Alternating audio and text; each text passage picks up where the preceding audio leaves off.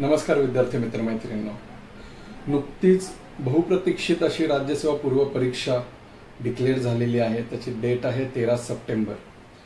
जर का जुलै आणि ऑगस्टचा विचार केला तर जवळपास आपल्याकडे 60 ते 62 दिवस आहेत। एक 4-5 दिवस काही विद्यार्थी गावाला आहेत, त्यांना पुण्याला येऊन सेटल्ड होईला, या पद्धतीने आपण काही दिवस जर का सोडले तर किमान आपल्याला 60 दिवस मिळतील अभ्यासाला। मित्रांनो, अनेक विद्यार्थ्यांचे मला या पद्धतीत फोन येतात की दादा अभ्यास होत नाहीये किंवा लॉकडाऊनमध्ये अभ्यास झाला नाहीये। तर मला हे सांगणं अगत्याचं आहे की लॉकडाऊनमध्ये तुमचा अभ्यास झाला न झाला तो विचार सोडून द्या, कारण की आपण लॉकडाऊनच्या आधी म्हणजे जवळपास 20 मार्चपर्यंत रेग्युलर अभ्यास केलेला होता आणि जी उरलेले 10-15 दिवस जी आपली फास्ट रिव्हिजनची होती त्याला आपल्याला परत जुलै नंतर म्हणजे ऑगस्ट नंतर एक 12 दिवस फास्ट रिव्हिजनला मिळणार। म्हणजे हे जे 2 महिने मिळालेले हा आपल्याला एक एक्स्ट्रा टाइम, गोल्डन टाइम मिळालेला आहे की ज्याच्यात आपण बाकीच्यांच्या बरोबर रेसला येऊ शकतो किंवा बाकीच्यांना एका मार्काने रेस हलवू शकतो। कारण की एक गोष्ट लक्षात ठेवा, 3.5 लाख किंवा 4 लाख जेवढे विद्यार्थी बसतील त्याच्यातले पहिले 6,000-7,000 जे महाराष्ट्रात येणारे, पुन्हा एकदा ऐका, 3.5 ते 4 लाखातून जे पहिले विद्यार्थी 6 ते 7 हजारात येणारे तेच मेन्सला जाणार आहेत। म्हणजे तुमचा रँक पूर्ण महाराष्ट्रातून 7,000च्या आत आला तर तुम्ही मेन्सला जाणार आहात। त्यामुळे हे 2 महिने तुमचे सर्वात क्रुशल आहेत। कशा पद्धतीने अभ्यास करायला हवा हे समजून घ्या। तर आपण आज 60 दिवसांची स्ट्रॅटेजी पाहूया। तर पहिली गोष्ट लक्षात घ्या की ही स्ट्रॅटेजी आहे, ही रिव्हिजन स्ट्रॅटेजी आहे। म्हणजे तुम्ही जर का 60 दिवसात अभ्यास करून मी पास होईल तर ही काही 20-20 मॅच नाहीये। त्यामुळे तुमची ही रिव्हिजन स्ट्रॅटेजी हे लक्षात घ्या। स्टेट बोर्ड सगळ्यांचं वाचन झालेलं असेल, परंतु दुसरी गोष्ट जी महत्त्वाची स्टेप पडते अभ्यासाची ती म्हणजे क्वेश्चन पेपर ॲनालिसिस। तर मित्रांनो, आठवड्यातून एकदा किंवा 2-3 दिवसातून एकदा क्वेश्चन ॲनालिसिस करत जा। याच्यासाठी मी तुम्हाला के सागर प्रकाशनाची 16वी आवृत्ती जी आहे राज्यसेवा पूर्व परीक्षा ती अभ्यासाला सांगेल। कारण की याच्यात 2013 ते 19 प्रश्न नुसते दिलेले नाहीये, एक्सप्लेनेशन दिलेले नाही। तर तुम्हाला कोणता प्रश्न कोणत्या पुस्तकातून आला हे समजेल। म्हणजे फॉर एक्झाम्पल जेव्हा मी अभ्यास करतोय तेव्हा मला नोट डाऊन करत जाईल मी की मला काय अवघड जाते। फॉर मला जर का नदी प्रणाली अवघड गेलं तर नदी प्रणालीचा प्रश्न कुठून आलाय, खतीब सरांच्या भूगोलातून आलाय का भारताच्या भूगोलातून आलाय हे मला समजेल। त्याचबरोबर मृदेचा प्रकार समजला नाही तर कोणत्या प्राकृतिक भूविज्ञानाचं पुस्तक वाचावं हे मला समजेल। तर या पद्धतीने तुमचा कोणता सब्जेक्ट किंवा विभाग वीक आहे हे समजून त्याच्यावर आपल्याला पुढे प्रेशर फोकस द्यायला फायदा होईल। यानंतर स्टार्टिंग पासून तुम्ही ॲनालिसिस करायला 2-3 दिवसातून एकदा, 2-3 दिवसातून एकदा, परंतु पहिल्या 30 दिवसात मी कुठे हे मला समजणं सर्वात महत्त्वाचं आहे। स्पर्धेच्या दृष्टीने मी कुठे, त्याच्यासाठी सर्वात महत्त्वाची गोष्ट आहे की आपली अभ्यासाची एक फास्ट रिव्हिजन ती कशी होईल। त्याच्यासाठी GS1 साठीचं मी बोलतोय, ही आहे 25वी आवृत्ती। म्हणजे जवळपास दरवर्षी याच्या 2-2 आवृत्त्या विद्यार्थी मित्र वाचत असतात, पास होत असतात। हा आहे तुमचा राज्यसेवेचा एकमेव ठोकळा, ज्याच्यात तुमचे 7 घटक कंप्लीट होतात, त्याची रिव्हिजन होतीये। याचबरोबर जसं ॲनालिसिसला बोललो त्याच पद्धतीने तुम्ही जर का याच्यातूनही नोट डाऊन करत गेला की मला काय अवघड पडते, मला इतिहासात काय अवघड पडते, मला प्राचीन इतिहास महाराष्ट्राचा अवघड पडतोय, शालिवाहन राजांचा अवघड पडतोय, मग ते नोट डाऊन करा। या पद्धतीने या ठोकळ्याने तुम्हाला फायदा काय होईल मित्रांनो, तर एक तर तुमची रिव्हिजन होईल, तुम्ही कुठं कमी पडताय, तुमचं ताकद कुठे अभ्यासात, मला इकॉनॉमिक्स सोपं जाते का, या पद्धतीने तुम्हाला कुठं तुम्ही मार्क मिळवू शकता आणि कुठं तुमचे मार्क जातील हे समजेल। रिव्हिजनची पहिली महत्त्वाची जी अपेक्षा असते आपल्याकडून ती तुमची फुलफिल होईल। दुसरी गोष्ट कॉन्फिडन्स येईल की माझं एकदा कमीत कमी राज्यसेवा पूर्वचा सिलेबस वाचून झालेला आहे। हे सिलेबस प्रमाणे पुस्तक आहे मित्रांनो। सर्वात महत्त्वाचा असतो तो कॉन्फिडन्स। बघा, लक्षात घ्या मित्रांनो, एका पुस्तकात MPSC होणं शक्य नाहीये, हे मीही जाणतो, तुम्हीही जाणता, पण आपल्या मनाला ते पटत नाही। परंतु यशाचा सर्वात जवळ जर का कोणतं पुस्तक घेऊन जात असेल कमी वेळात तर मी सांगतोय ते हेच पुस्तक राज्यसेवा पूर्व परीक्षा 25वी आवृत्ती, हे लक्षात घ्या। आता साधारणतः हे पुस्तक 30 दिवस आणि आपलं ॲनालिसिस हे जवळपास आपलं 31 दिवसात जर का बऱ्यापैकी कव्हर झालं आणि मी नोट डाऊन केलं की मला काय काय अवघड जाते, आता मी नोट डाऊन केलं की मला इतिहासातलं कोणतं अवघड जाते, भूगोलातलं काय अवघड जाते, आणि त्याप्रमाणे मला आता सब्जेक्ट्स थोडक्यात फास्ट वाचायचे, तर कसं करेल. आता फॉर एक्झाम्पल आता मला सामान्य विज्ञान हा 20 ते 22 मार्काला असून मला अवघड जातो, तर मग मी कविता भालेराव मॅडमचे संपूर्ण सामान्य विज्ञान घेईल. त्याच्यात मला फक्त रसायनशास्त्र अवघड जातोय का मला भौतिकशास्त्र अवघड जाते, तेवढंच सिलेबस घेईल, तेवढाच वाचेल आणि पुढे जाईल.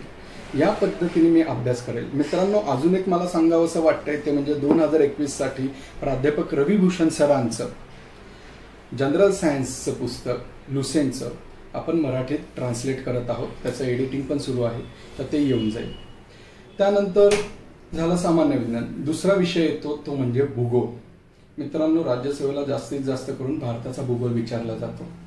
त्यासाठी डिस्क्रिप्टिव्ह प्लस ऑब्जेक्टिव्ह असं माझं स्वतःचं पुस्तक आहे, भारताचं भूगोल. यावर मी काही 1-2 लेक्चर्समध्ये, पुढच्या लेक्चर्समध्ये नक्की याच्यावरही बोलेल.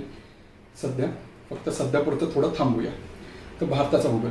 अनेक वेळेला UPSCची मुलं किंवा MPSCची मुलं मला अनेक वेळेला म्हणतात की UPSCची मुलं म्हणजे जास्त करून हे करतात की गूची लिओंग सरांचं पुस्तक फिजिकल जिओग्राफी फक्त ते वाचायचं. पण जेव्हा मराठीत आपण अभ्यास करतो MPSCचा, तेव्हा आपल्याला प्राकृतिक भूविज्ञान एक छोटंसं 15 पानात व्हायला हवं अशी अपेक्षा होते.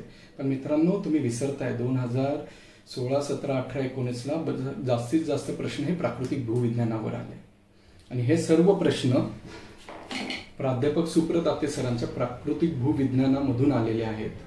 आणि हे सर्व मेन्स असो किंवा प्री असो, हे सर्व प्रश्न या पुस्तकातून आलेले आहेत. आणि याची रिवाइज एडिशन येत्या 10-1 दिवसात मार्केटमध्ये येत आहे. प्राकृतिक भूविज्ञान हा घटक भूगोलातला महत्त्वाचा घटक आहे. याला आपला छोटासा ऑप्शनला टाकायचा घटक समजू नका. याचं लिटरली जर का तुम्हाला 21 साठी जमलं तर पूर्ण पुस्तक वाचा मित्रांनो, कारण की हा घटक तुम्हाला भूगोल आणि तुमची राज्यसेवा प्री क्रॅक करण्यात किंवा मेन्स क्रॅक करण्यात सर्वात महत्त्वाचं जे आहे तुमचं फिजिकल जिओग्राफीसाठी, तर हे एकमेव पुस्तक आहे, हे लक्षात घ्या. यानंतर येतो तो म्हणजे सर्वात आवडीचा सगळ्यांचा विषय, तो म्हणजे इतिहास. तर मित्रांनो, महाराष्ट्राचा इतिहास जर का आपल्याला वाचायचा असेल आणि शॉर्टमध्ये वाचायचा असेल, मला शॉर्टमध्ये वाचायचं आहे, तर मी वाचेल आधुनिक महाराष्ट्राचा समग्र इतिहास, मुद्देनिहाय परामर्श, प्राध्यापक V.B. पाटील सरांचा. याच्यात तुम्हाला नुसते समाजसुधारक नव्हे, तर यामध्ये तुम्हाला सगळ्याच गोष्टी दिलेल्या आहे. 19व्या शतकाचा महाराष्ट्र कसा आहे तिथून याची सुरुवात होते. ठीक आहे. यानंतर समाजसुधारक हा असा घटक येतो मित्रांनो की ज्या घटकावर परीक्षा कोणती असो, राज्यसेवा मेन्स असो, पूर्व असो, PSI असो किंवा क्लास 3 असो, पोलीस कॉन्स्टेबल असो, 3 ते 5 मार्काला हा घटक विचारला जातो. या घटकासाठी महाराष्ट्रातील समाजसुधारक, मुद्देनिहाय परामर्श म्हणजे पॉइंट वाईज 1 लाइनर 170 ते 180 पानात हा मी पूर्ण 61 समाजसुधारकांचा आपण घटक बसवलेला आहे की तुमचे 3 ते 4 मार्क हमखास तुम्हाला मिळतील. या पद्धतीने 160 पानं म्हणजे जर का तुम्ही स्पीडली वाचले तर 3 दिवसात तुमचे समाजसुधारक कव्हर होऊन 3 मार्क मिनिमम तुम्ही कव्हर करू शकता. त्याच्यानुसार थोडंसं लॉजिक लावावं लागतं नक्कीच, पण तुम्ही तो अभ्यास करू शकता. त्यानंतर सर्वात महत्त्वाचं येतं तो म्हणजे आधुनिक भारताचा इतिहास, के सागर सरांचं. याची 15वी आवृत्ती. हे तुम्ही इतिहासासाठी पुस्तक वाचू शकता. हे झाले इतिहास, भूगोल यांच्यासाठी. आता जर का मला इकॉनॉमिक्सचे काही इकॉनॉमिक्स समजते पण मला बेसिक्सच समजत नसेल तर काय फायदा आहे, किंवा मला काही त्यांच्यातलं चलनवाढ समजत नसेल, तर अशासाठी के सागर प्रकाशनाचं पोलीस निरीक्षक नागेश गायकवाड सर यांचं दृष्टिक्षेपात भारतीय अर्थव्यवस्था हे पुस्तक आहे. हे सध्या खूप जोरात चालू आहे. तुम्ही याचाही अभ्यास करू शकता. हे सर्व जे मी काही संदर्भ सांगत आहेत मित्रांनो, हे सगळे रिव्हिजन झाल्यानंतर त्याच्यातले मेन टॉपिक जे मला वीक जातात, जे तुम्हाला वीक जातात, ज्याच्यावर तुम्हाला स्ट्रेस देऊन मार्क मिळवायचे, त्याच्यासाठी ही पुस्तकं सांगतो. ही सर्व पुस्तकं राज्यसेवा पूर्व परीक्षेच्या सिलेबसनुसार आहेत, हे लक्षात घ्या. चालू घडामोडीसाठी मी तुम्हाला घायल सरांचं स्मॉलेज जनरल नॉलेज सांगेल. याची जवळपास 41वी आवृत्ती आत्ता बाजारात आहे. याचबरोबर तुम्ही सुशील बारी सरांचं सुशील स्पॉटलाइट हेही अभ्यास करू शकता.